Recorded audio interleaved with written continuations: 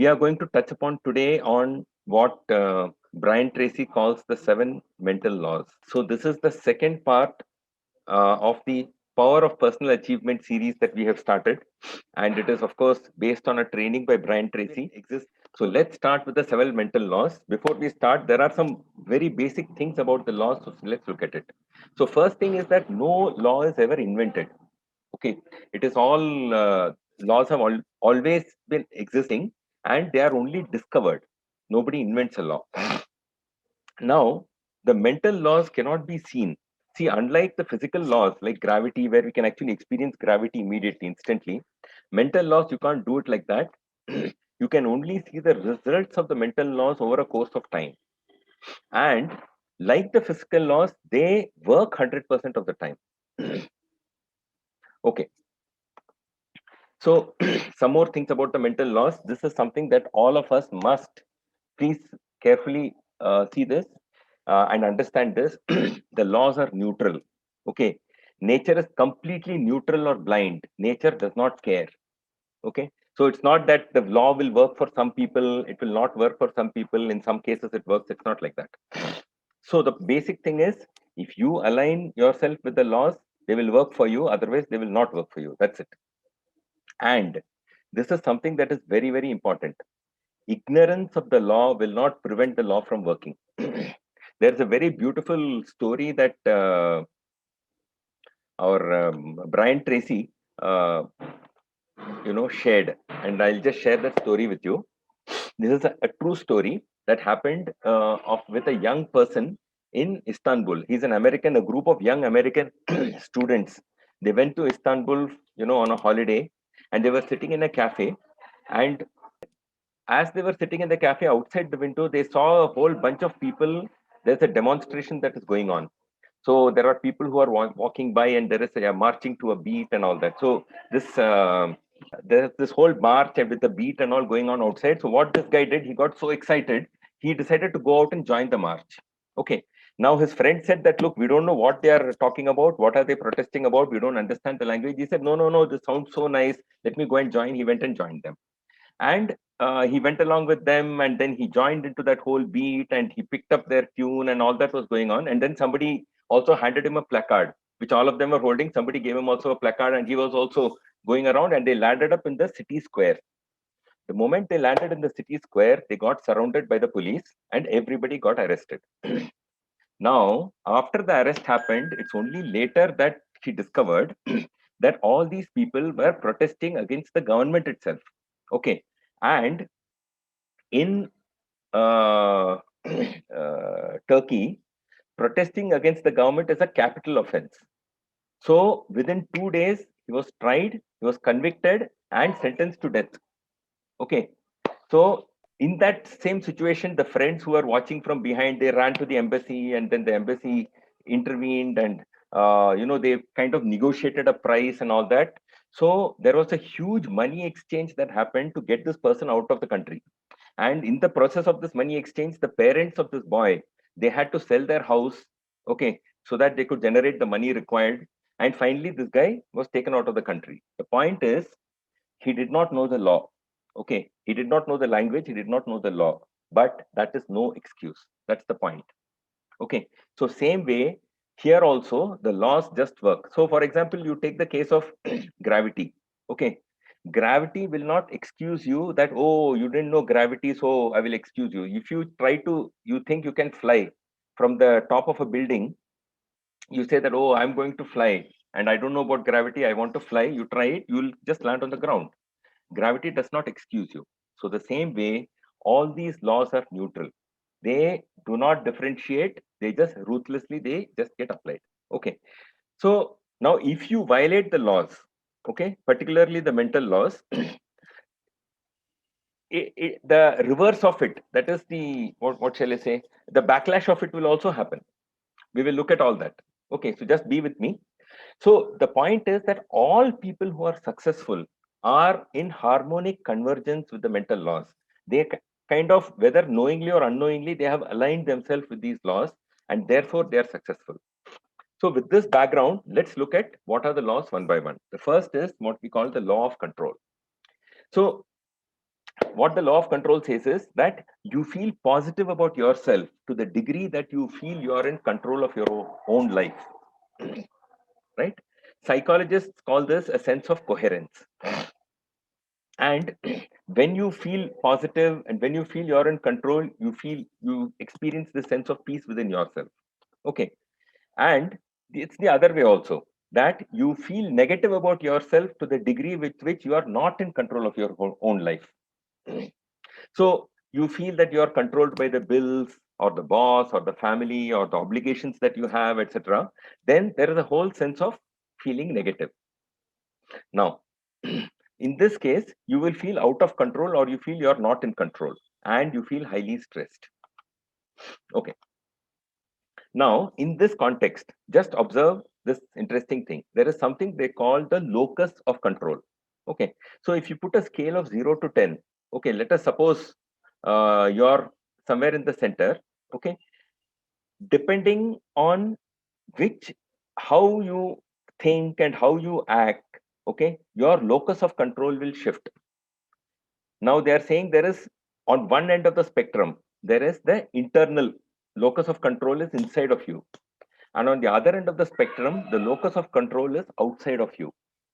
Okay. Now, when the locus of control is inside of you, this is how you will feel. You will feel very happy and much more positive. Okay. You feel that you are in charge of your life and you feel that you are making your own decisions and you become much more creative and you feel really empowered and you feel really strong when the locus of control is inside of you.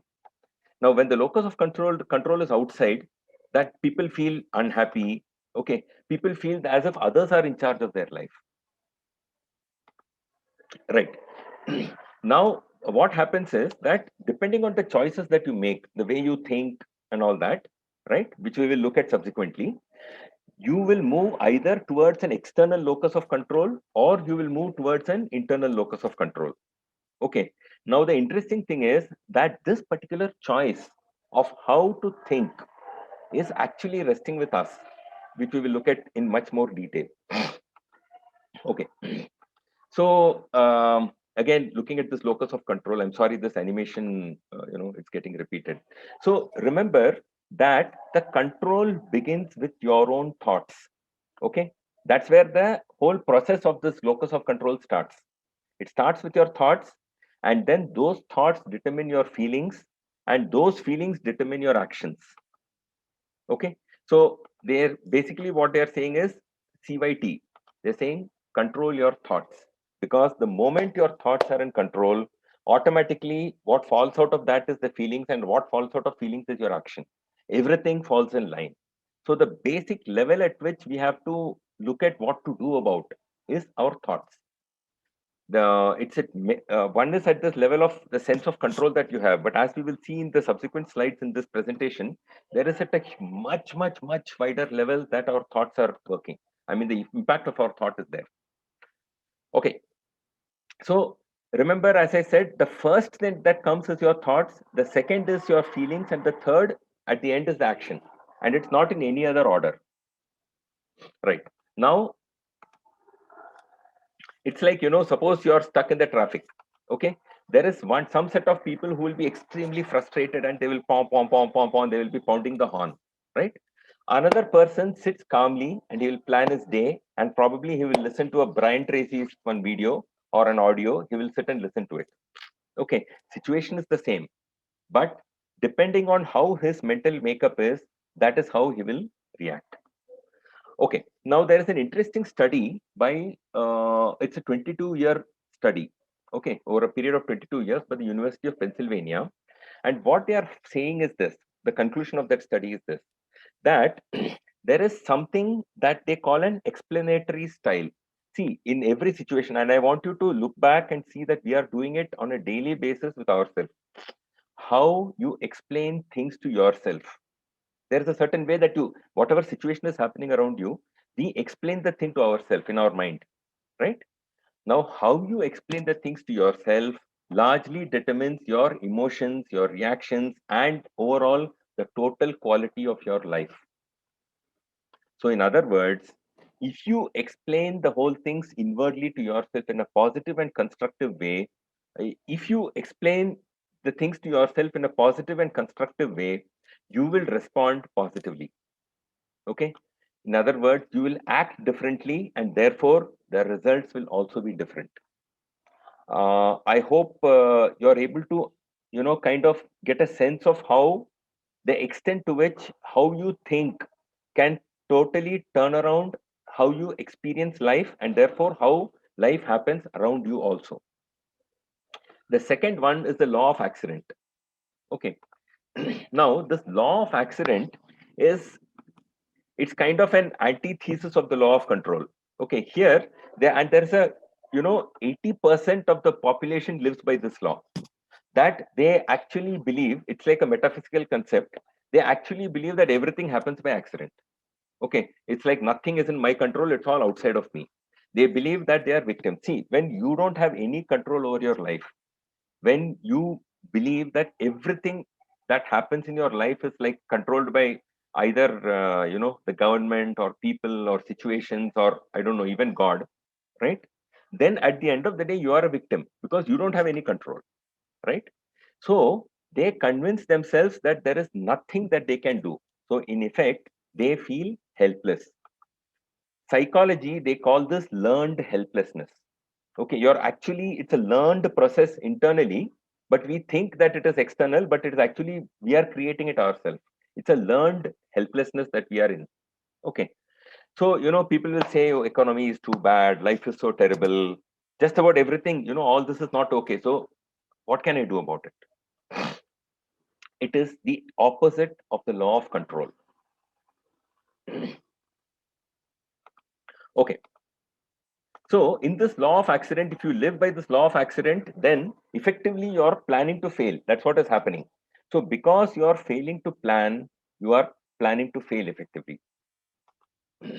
And if you do not have a clear, specific goal that is written and it is planned and with the priorities, okay, then it is like, you imagine a ship that is there, the ship is sailing, it's out in the ocean, but its rudder is not working. Okay, it's just drifting. That's the way the law of accident, people who live by the law of accident, this is how their life will go.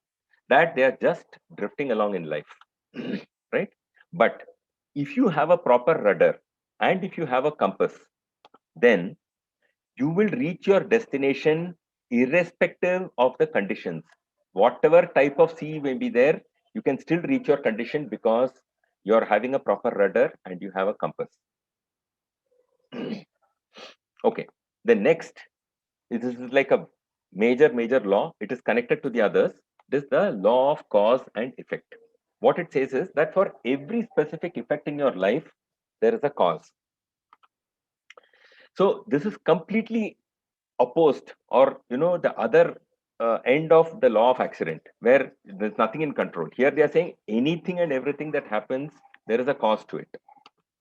Okay, and it is completely consistent with the law of control. And here what we say is that everything happens for a reason. So the point is, it happens for a reason, and even if you do not know the reason, it is still, there is a reason behind it why this is happening. So now, when you look at it from the law of cause and effect point of view, success is not accidental. Success is not an accident. So basically, you will realize that anyone who's, say, earning twice as much as you, okay, he was earning half as much as you at some point in the past, and he started at the bottom of the ladder, but he did certain things differently from you, and that's how he got here. So there is a cause and effect. Okay. Now, there is an interesting data of the growth of the millionaire population in USA. 2007, the estimate was that there were 7.7 million millionaires in USA. By 2011, this number reached 10.2 million millionaires. Okay. Now, remember that this period that we are talking about is the point where there was this huge economic crash, the Lehman Brothers incident, 2008, that whole crash, globally, the economy crashed, right? In spite of that, there has been a growth in the number of millionaires over a period of 4 years, right? So this 2.8 million millionaires, that is the difference between 2011 figure and the 2007 figure, they have basically reached from zero to being a millionaire in a 4-year period, right? So basically the point is corroborating the previous statement that is there, where we are saying that they started at the bottom but did certain things differently and they got where they got. Okay, so once you understand that this is the way the law of cause and effect works, what do? You find out what they did and you repeat it. If you repeat it, you will get the same results because success leaves a track. See, in our own system, we keep talking about duplication. Okay, there is a certain step-by-step process, and we are saying just duplicate the process. Don't try to reinvent it yourself, just duplicate it. So this is the point, that you study how others have succeeded and you duplicate that process. Right. Now the thing is that this law of cause and effect, it is an iron law of the universe, in the sense that, they also call it an umbrella law. It is kind of it. All other laws are working in accordance with this law. It's kind of very, very overriding. If you look at what you call the history as the Western perspective of history, Aristotle proposed it in 350 BC, this law of cause and effect. But in India, of course, we know this as karma, right? We say that anything that is happening today, there is a cause behind it somewhere before, right? So, in other words, if you are now, I'm sorry, it is not now. If you are not happy with what is happening right now, okay, then what you need to do is to change the cause. Okay, if you change the cause, the results will change. That is basically it. You need to clearly understand that right now, if things are not going the way you would like it to go, figure out what is the cause and change the cause. Okay, now let's look at the most important application. What we are saying now, see, because we are looking at the whole thing from the mind point of view, please see this. The thought we are saying is the cause. That is the underlying starting point of everything. Okay. And the conditions of your life are the effect. It starts with your thoughts and ends in the condition of life that you are experiencing. So now suppose, you look at it like, the life around you. If you, what shall I say, we take the analogy of a movie that is being projected from a projector, right? That we are seeing our whole life around us and we are seeing this whole drama and whatever action is going on around us, right? Now, if you do not like what you are seeing around you, okay, let's say if you take the example of the movie and the projector, there is no point in going up and tearing the screen or damaging the projector, right? It is a stupid thing to do. What you need to do is that you look at what is the content being projected and you go and change that content, and what is projected will automatically change. Exactly the same way, our thoughts are what is being projected in what we call our screen of life, right? So unless and until you are willing to look at your thought process, the way you're experiencing life will continue the way it is. Whether you like it, you don't like it, this is the way it will be. Okay. Now the next is the law of belief. Very, very interesting. Okay. And I'm going to share with you some beautiful stories, very powerful stories, true stories in this context, in this and the next law's context. Okay. So the law of belief is the foundation of all religions. Okay. Now the point is this: whatever you believe with feeling, with a real emotion attached to it, becomes a reality. Some of you may have experienced it in your life, but there is enough and more stories in all our mythology where this particular thing is more than amply brought out. Whether it's Indian mythology, whether it is Christian, Muslim stories, I do not know, but in the Christian stories, I know it is there. In Indian Hindu mythology, I know it is there. That whatever somebody believes with an extreme emotion attached to it does become a reality. Okay. So belief with emotion and intensity will become real. Okay. Now, basically, there are two types of beliefs. Some of the beliefs could be conscious, some of them may be unconscious. Okay, but that does not matter. Okay. Now, see, the interesting thing is this, that there is something that they call blind spots. From a science point of view, of course, most of you will know that there is, in our seeing, there is a blind spot. Like there is a particular point or a distance where some things just gets blanked out, that it is still there, but you will not be able to see it. So this is called a blind spot. Now, from our psychological perspective also, we have blind spot. And what happens is that once you decide to believe something, what happens is that you do not see anything that will contradict it. Okay. So if your belief is focused on the wrong direction and you intensely believe it, okay, you will not see anything that is contradicting it. And the sad part is you do not even know that you have a blind spot. That is the sad part. That means you do not know that you do not know, you know. And we need somebody else to come and say that, look, like now, for example, we are doing this session. Like for me, Brian Tracy's this whole training session that I went through was very eye-opening for me, that I started looking at from a different angle. Perhaps similar experiences all of you will have, that you start looking at things from a different perspective simply because it's being presented to you, that somebody is telling you about it. Right. Now, on this context of the law of belief, the biggest obstacle in the law of belief is what is called self-limiting beliefs. What is a self-limiting belief? All of us, or most of us, would have experienced this. We believe that, I am not good enough, I am not smart enough, I am not capable enough.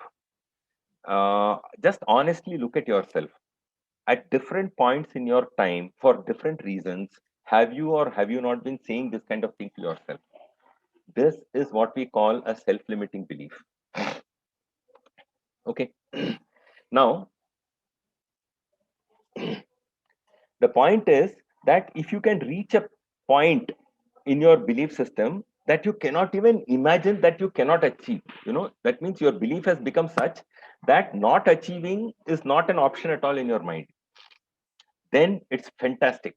And in this context, I want to share a beautiful story, again a true life story, of somebody whom Brian Tracy has himself met in his training process and all that. There is a person, so I'll tell you the story. Basically, if you go beyond this point of, that you are reached a point that not achieving, you can't even believe that you cannot achieve, you just believe that whatever you touch you will achieve, then nothing can stop you. Okay, so let's listen to the story. So basically, there was a Russian immigrant who landed up in the New York. He came from Russia.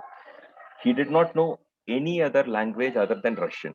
Okay, and landing up in New York, he didn't know what to do. So he asked around in his own Russian here, there. Somehow he was trying to find out, where do I go? Are there any Russian people around?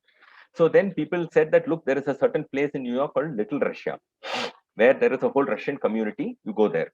So somehow asking here, there, and all, he finally landed up there.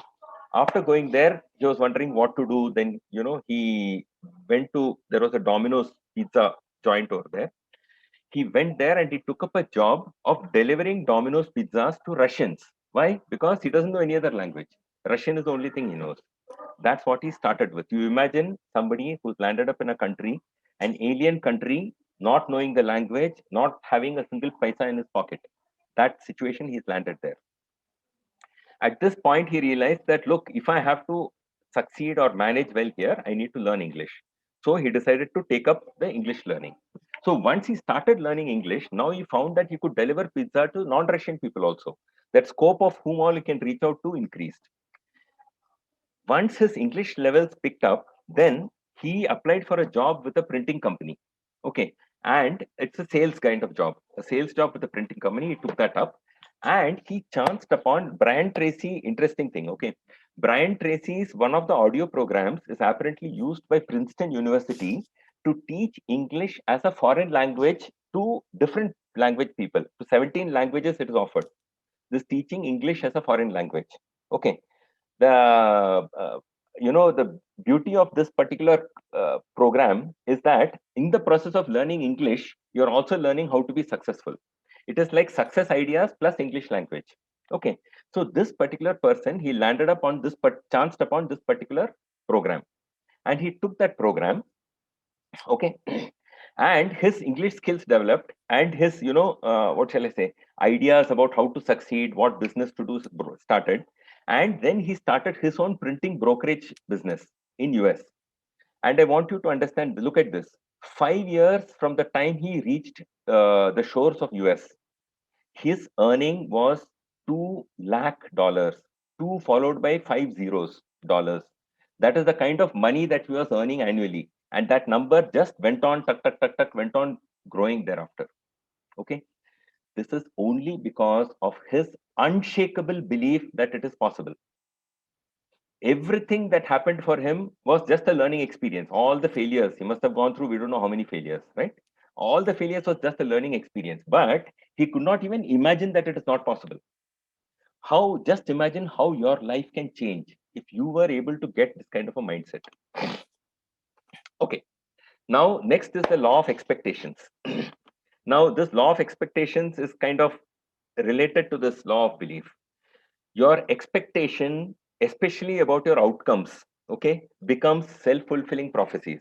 And unfortunately, for most of us, we apply this and it actually works in a very negative sense.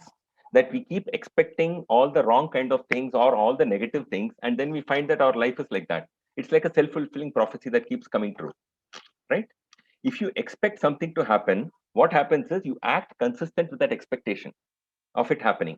Okay, now, the best part of expectation is that you can manufacture your own expectation. So, the basic point is generate confident, positive expectations. There are some very powerful stories, unbelievable stories I'm going to share with you on this law of expectations. So, there is an entrepreneur by name Clement Stone. Okay, he is an entrepreneur, he is like a self help book author and a philanthropist, born in 1902 and he lived up to 100 years. Okay, 2002 he passed away. So now, a business associate of Clement Stone, he sent a person, a young person who was just starting his career in life insurance. So this business associate sent that person to Clement Stone saying, can you just see if you can help him with some contacts? Okay, so this guy came to Clement Stone and then he told Clement Stone, please give me like some of your really good contacts because I want to start my life insurance as a source of livelihood, as a profession. I want to start it. So Clement Stone said, he said, just wait. He went into his office and he asked his secretary to type out a list of names and phone numbers, and he gave it to him. So this person took that list from Clement Stone, went out, and he followed it up, and he made a series of fantastic sales. Okay. Thereafter, after a few weeks, he came back to Clement Stone and said he wanted to thank him that, what a fantastic list you have given me, right? And can you give me some more from this list, from your list, because these people were such fantastic people, right? So Clement Stone said, okay, why don't I do a thing? I will give you my lead directory. You can just copy the names yourself. And he went in and he got him the telephone directory. Can you believe that? The names that were taken and given to him earlier were from a telephone directory, random names that were given. Okay. Now, what happened with this guy is that he believed that this list that was given to him was by a top businessman worth 800 million. So all the leads must be good. This is a belief that he carried and it worked. It worked like magic. Okay. One story. Second story. Okay. Another very extreme, weird story. So there is this businessman whose business was not really doing too well. And he's going to a certain place, like standing by the, bank of a river in a park and wondering what to do. And there is one person just comes out of the shadows in the evening and comes and stands next to him and he says, who are you, what's happening, how's life going? So this guy says that, look, I'm an entrepreneur and things are not going well for me and this is what is happening. So that person says that, look, don't worry, uh, I will give you a break. Okay, he says that I will write out a check. How much money do you need? That guy says, I need about 5 million, $5 million to, if I have to get out of this mess. So he says, I will give it to you as a loan. Okay, 1 year from now I'll meet you in the same place. Okay, and you give me this money back to me. So this guy thinks, oh my god, this is like something just fallen from heaven. So he asks him, who are you, what is your name? That person says, I am John D. Rockefeller. All of us have heard of Rockefeller, right? So he takes out his checkbook, writes out a check for 5 million, hands it over to this guy. So this guy is like, oh my god, this is like out of the blue, such a great thing has happened. He goes back to his business and now he knows that he's got this fantastic check which he can encash at any point. So he says that, look, I will keep this for an emergency, but let me see if I can improve my business and do something. So he actually starts thinking and working hard and, really, focusing on what to do. makes major changes in his entire business plan because he's confident that there is this check from Rockefeller that he's got, which is locked up in his safe. The thing is that for the whole 1 year, he does not encash that check. Okay. And his business grows and it's like he's now swinging. It's doing very well. 1 year later, he goes back to that same place and he's waiting there. And this person walks out of the shadows and comes. And he says, "What happened? How did your business go?" So this guy says that, "Look, I must really thank you. It's like things have really turned around. And here is the check that you gave me. I did not have to use it." He returns the check. Suddenly, a nurse comes running out of the shadows and she says, Mr. I don't remember what, Mr. John, where have you been? And then she tells him, "Look, I'm extremely sorry. He's got like, he keeps believing he's somebody else and he keeps just running away from the asylum. He keeps running out. And so many times we are just hunting around, running around hunting for him." The point is that this guy was not Rockefeller. He was just somebody, right? He was whatever he did, right? The why this worked is simply because this guy who received that check simply believed that it was Rockefeller. One more story. This story, both these stories were told by Brian Tracy. The third story that I'm going to tell you is something that I came across in this book called How Children Fail. Okay, it's a very old book. It's on education. Um, so the story, it's again something that actually happened. So see, there is a bunch of some researchers who go to a school and they approach the school and they tell them that, "Look, we've developed a certain what shall I say, evaluation system. Okay, certain questionnaire and a certain evaluation system, and based on this evaluation, we can identify who are the most intelligent children in your school." Okay, so this test, whatever the test of theirs, they administer it to a particular class, and after that the test is administered, they take the results and then they give evaluate it and they give a list of, these are your most promising students. They give the list to the school. So that of course the list goes to the teacher, and 1 year goes by. Then after 1 year, the same group comes back to the same class and they administer a standard IQ test. Okay. Now, what they find is that all these children whose names were given in the list, their IQ is significantly higher. It's outstanding. Okay. Now, the interesting thing was that this list that was given to the school was a random list. Can you believe it? So, just the expectation of the teacher that these students are intelligent and the expectation of the children that, oh, I am supposed to be more intelligent, just made them perform in a completely different way. So I want you to just understand the implication of this, that just how you set your expectation becomes self-fulfilling prophecies. And so if you can consciously generate confident, positive expectations, your life can turn around. Okay. So expectations play a very critical role in our life. And there are different levels of expectation. You just think of it. There are expectations from our parents. There are expectations from our boss.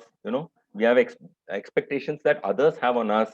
There are expectations that you have of yourself. Okay. Now, each of these has got a role. Okay. And therefore, the suggestion, Brian Tracy's suggestion, and I tend to agree with it, is that if we set very positive and high expectations for our children, then anybody for whom expectations are set like that, people tend to rise to that expectation. Okay. So there are again very documented data where they say that in a boss subordinate kind of situation, where the boss is setting up a very positive and high expectation, and his whole attitude is very positive, the people tend to blossom under him. All this is well documented. But this expectation that you have of yourself, that overrides everything else. Okay. So this expectations, okay, plays a critical role in our life. Again, another interesting story. Now, what is this role of expectations and how it works? So there is this entrepreneur named Peter Daniels. So what he did was he wanted to find out is there a common thread between all these various successful people. So what he did, he read up some autobiographies and biographies of some 300 plus very successful people. Okay, to find out if what is the common thread or what is the common denominator behind their success. What he found is this, that every one of them, one, always believed in themselves, always believed that they were going to be a very big success in life, always expected themselves to be a very big success. That expectation that they set and the belief that they set for themselves is what seems to have made a fundamental difference. And therefore, always express positive, like whenever we are expressing an expectation of others, see, even though you may have a doubt in your heart, when you are expressing an expectation to somebody else, set a positive expectation. Even though you may not necessarily feel that, will it happen, not happen, but set a positive thing, because people can tend to rise to that expectation. Okay. And the reason why we do not experience big success in our life is because we hold ourselves back with our own beliefs. Our own beliefs are pulling us down. We over exaggerate the negative events and we play down on the potential of the positive. Okay. So, therefore, always expect the best. Okay. It is, the worst thing that can happen to you is that you set a low standard and you achieve it. That will be like a tragedy. So always expect the best. Set very high expectations, set fantastic expectations.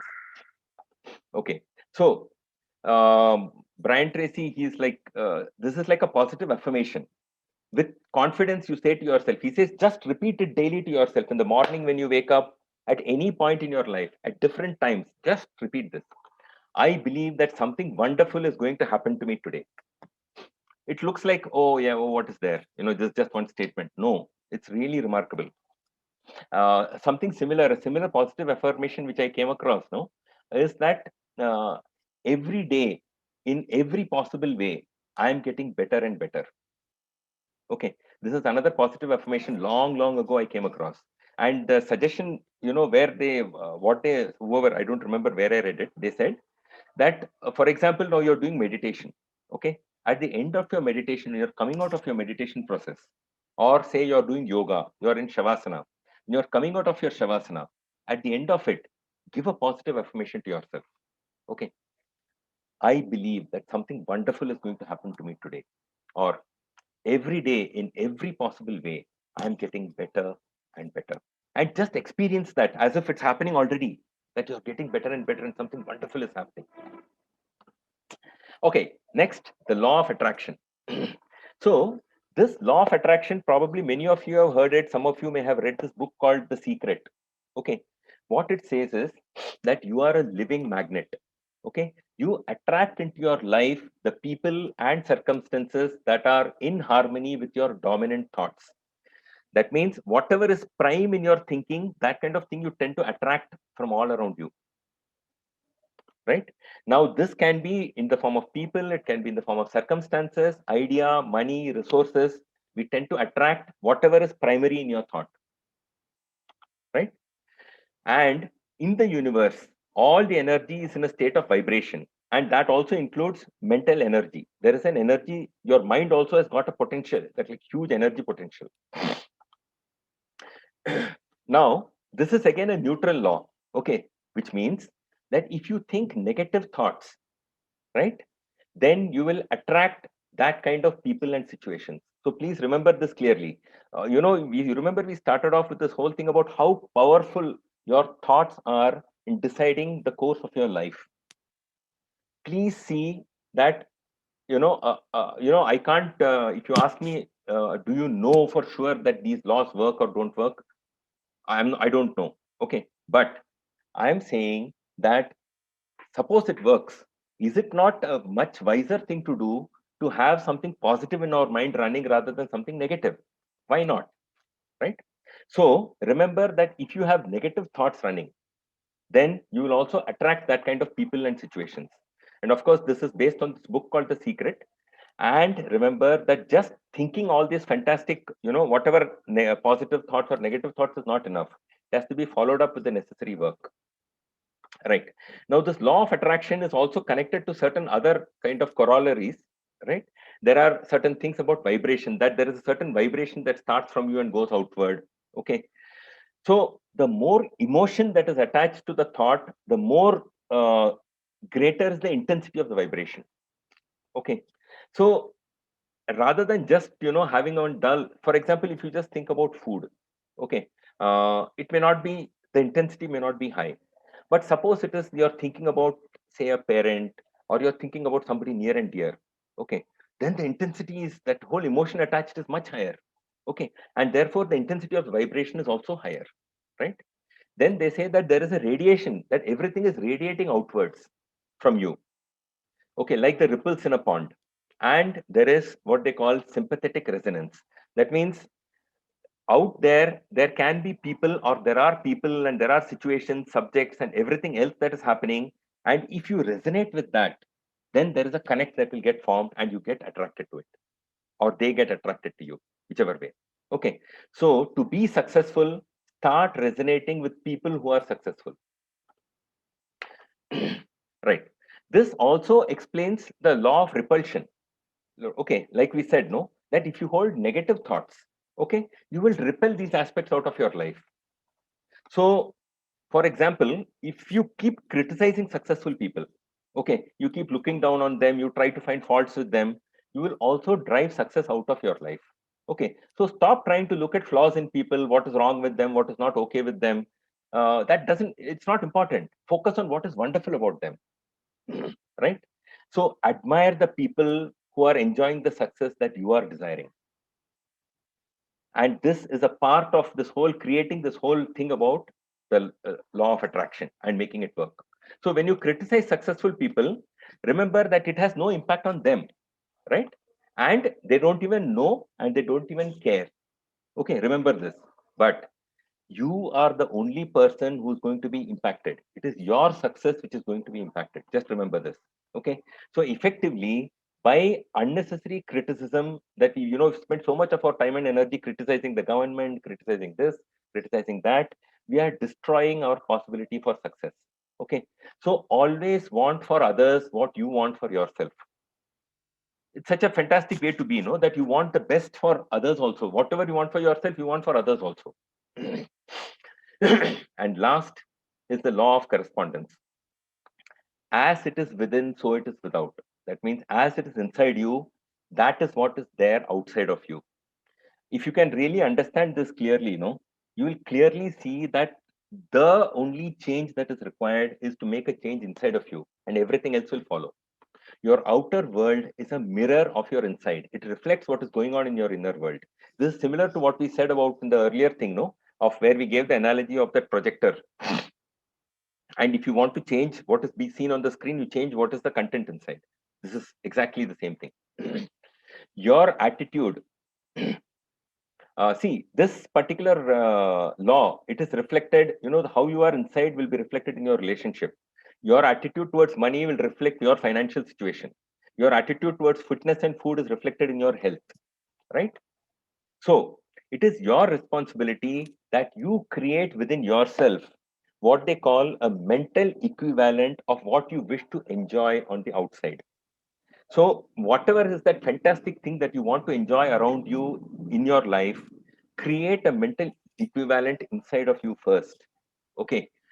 Create it and make it as real as possible. Visualize it in the most fantastic way. And that's the way that it's going to get real for you. Okay, so this law of correspondence, remember that it is your responsibility. It's not somebody else's responsibility. It's your responsibility to create that mental equivalent that you want to create outside. So how do you do that? You look at, there are so many things you can read, you can think, plan, visualize, so many things you can do. So much of fantastic content that is available on the net. We spend so much of our time and energy looking at irrelevant stuff, reading, watching news, which is so, what shall I say, such negative news. So much of negative stuff we tend to focus on. Just shift our focus out of that. Focus on what is wonderful, focus on what is positive.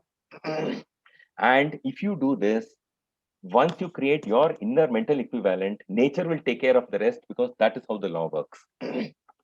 Okay, right. So now the beauty of this is this. that the greater the vividness with which you see what is all this that you want outside, no, the more clearly, the more in detail that you see inside, the faster it will become a reality outside. Unfortunately, most people have a very vague and fuzzy idea of their goal. What they want is like they are not at all clear, and hence these things don't become true. Successful people have a crystal clear vision of what they want. Right. So you become what you think of most of the time. Remember, and all causation is mental. So we are saying that it starts with the mind and then it gets created in the outside world. For that matter, you think of anything that's happened in the world, whether it is the aircraft that has been the Wright brothers, that aircraft that came out, you think of anything, it first started in the mind of people and then it became a reality outside. So therefore, writing down a goal is the beginning of this process. You see, I want you to see the importance of writing down the goal, clearly, vividly visualizing the goal, the importance of all that. So, what we are saying is change your thinking. That is where the change has to start. Change your thinking, and you can change your life. Okay, you can have beauty is this, that outside your life you don't have control. So many things are outside your control. But what is it that you have complete control over? You have complete control over your thoughts. That is there in your hands. So if you choose to take control of the thought and change your process of thinking, you can transform the way your life is happening. You attract what you want. You do not attract what you want. You attract what you are. So that's why all along the focus is how are you? How are you inside? What kind of a person are you? You become the kind of person that you're expecting the world around you to be, and all of it will start happening, right? So the most important thing is to realize that once you are in harmonic convergence with all these mental laws, positive things will start happening to you at a very, very rapid rate, right? So I want to invite all of you to take this seriously, right? Just I will convert this whole thing into a video. I will share it. So please take this whole thing seriously and look at how to apply it in your life. There are so many things where we can make these choices, that we start thinking expectations, set fantastic expectations for yourself. Think of how beautifully life is going to pan out.